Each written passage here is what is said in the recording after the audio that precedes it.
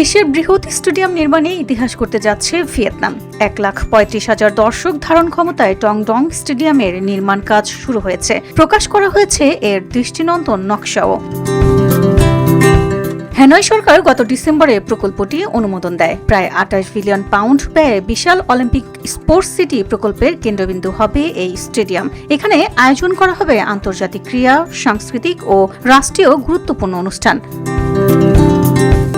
স্থাপত্য নকশায় প্রাচীন ডং সন ব্রোঞ্জ ড্রাম এর অনুপ্রেরণা, যা ভিয়েতনামের ঐতিহ্য, শক্তি ও সমষ্টিক চেতনার প্রতীক। আধুনিক প্রযুক্তি ও ঐতিহ্যের সমন্বয়ে নির্মিত এই ভেন্যুকে জাতীয় গৌরবের প্রতীক হিসেবে তুলে ধরতে চায় কর্তৃপক্ষ।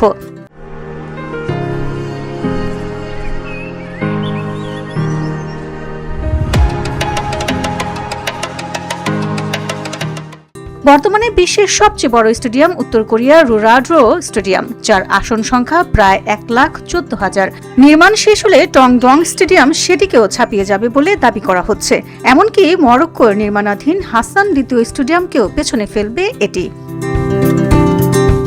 স্টেডিয়ামে থাকবে বিশ্বের সবচেয়ে বড় রিট্রাক্টেবল ছাদ, পরিবেশ বান্ধব উপকরণ ও জ্বালানি সাশ্রয়ী প্রযুক্তি ব্যবহারে দেওয়া হয়েছে বিশেষ গুরুত্ব।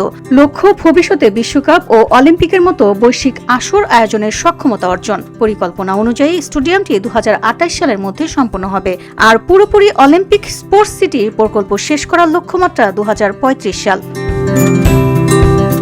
VOD Bangla news desk.